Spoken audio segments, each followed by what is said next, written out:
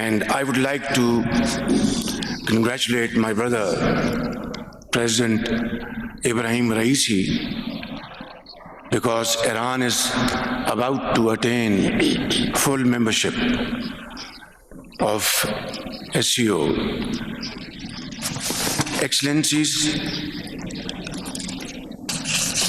I would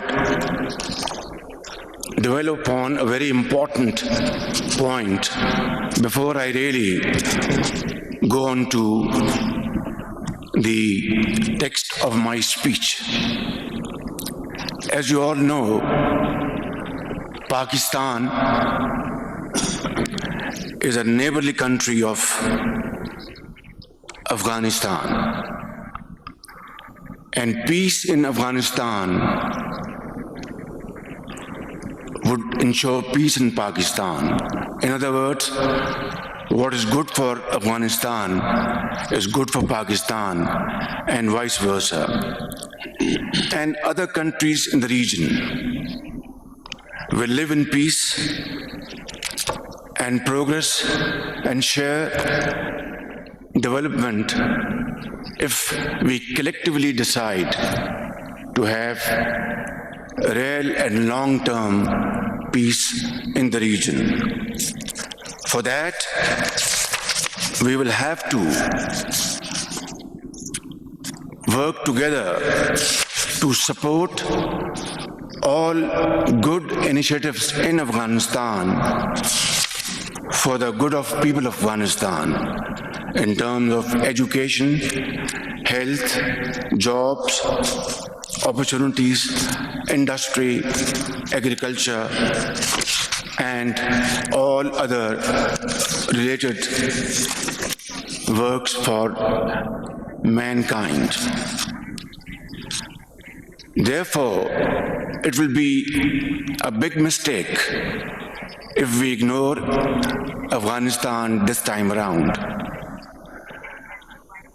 We hear all types of observations, opinions, but it is my considered opinion, my country's considered opinion, that strengthening Afghanistan in the security and counter-terrorism domain should run parallel to SCO's support to the Afghan people in the socio-economic arenas.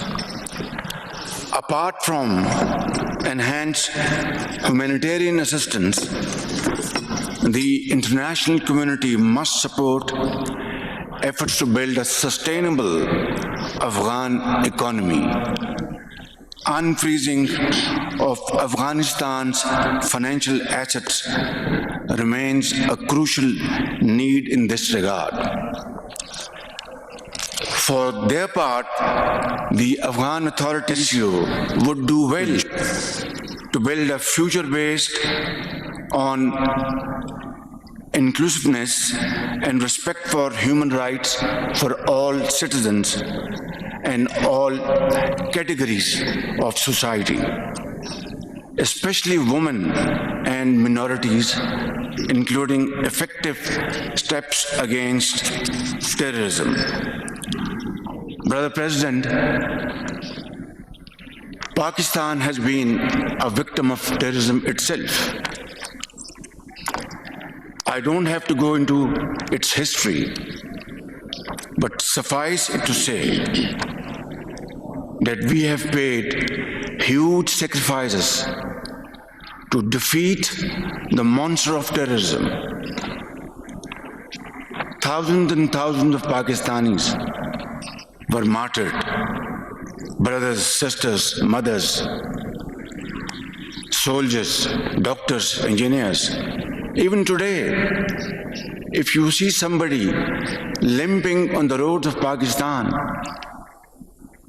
he might as well have been a victim of terrorism. So there cannot be a bigger manifestation of our commitment,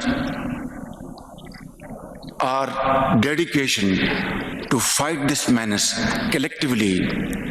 And I would certainly urge honorable members of SCO to join hand together and fight this menace of extremism, separatism, and terrorism and wipe it out from the face of the earth.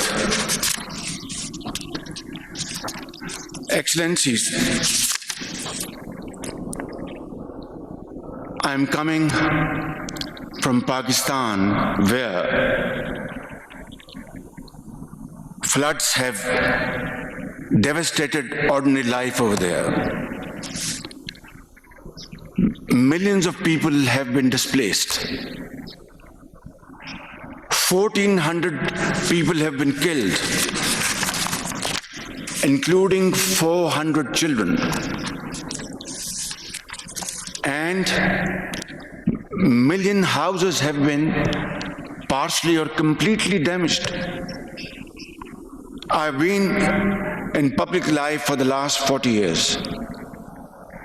I have never seen with my eyes this kind of terrible devastation. It is catastrophic, of proportions unknown to the people of Pakistan, and of course, by extension, to the entire world.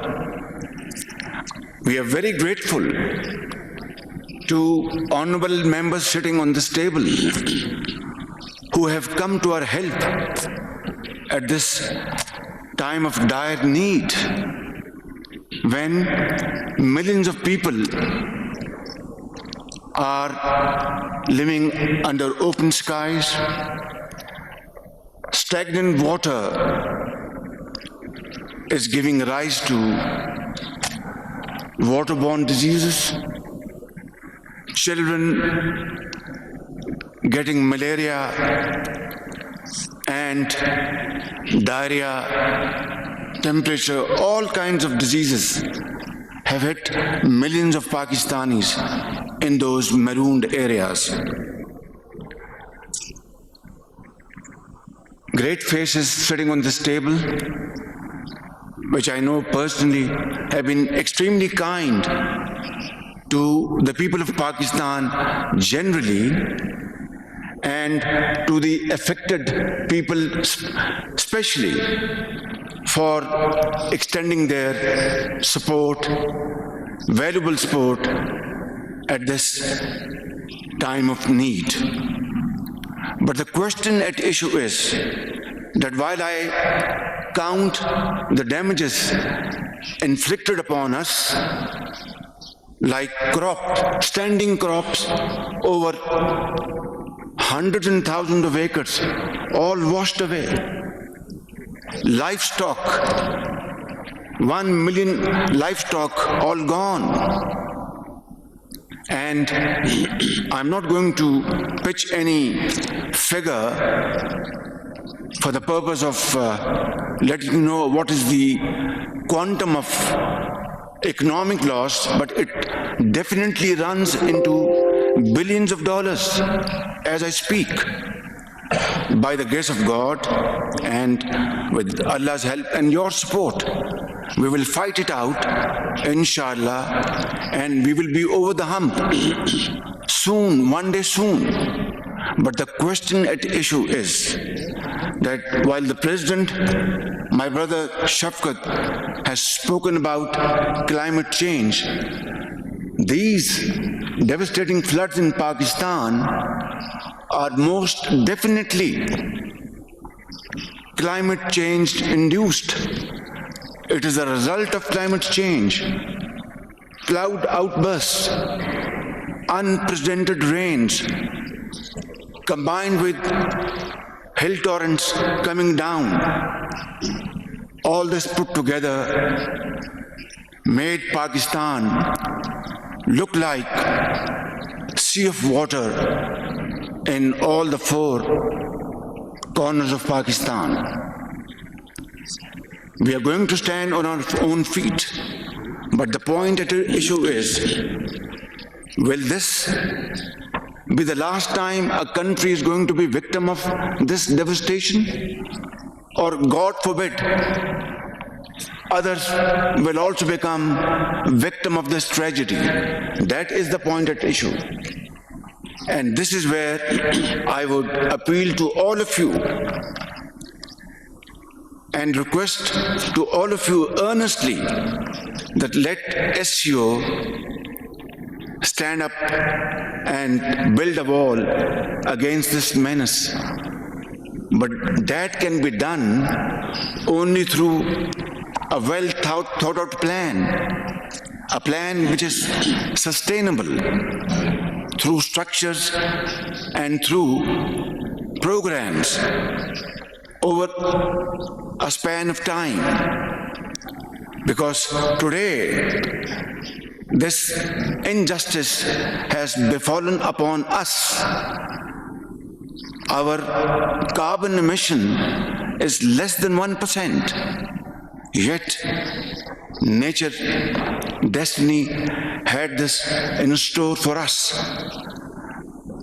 But I think I want to be very honest and straight and very humbly request that let's at this forum make a plan to save our future generations. Excellencies,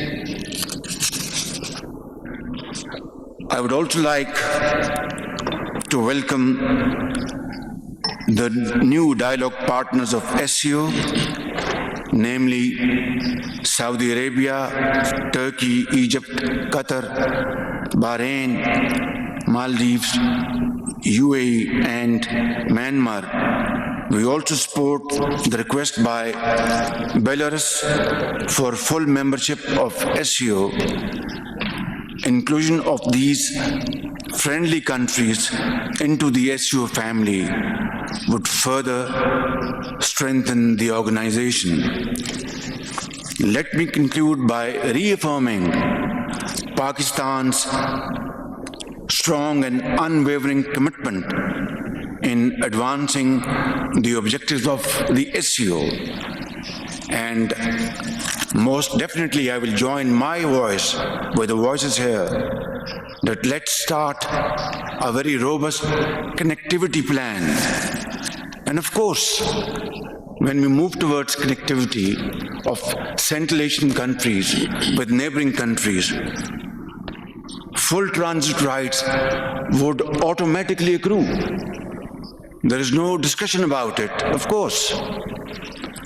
And it will be a win-win outcome for all the member states. I think this is the time to act and act now. Thank you very much.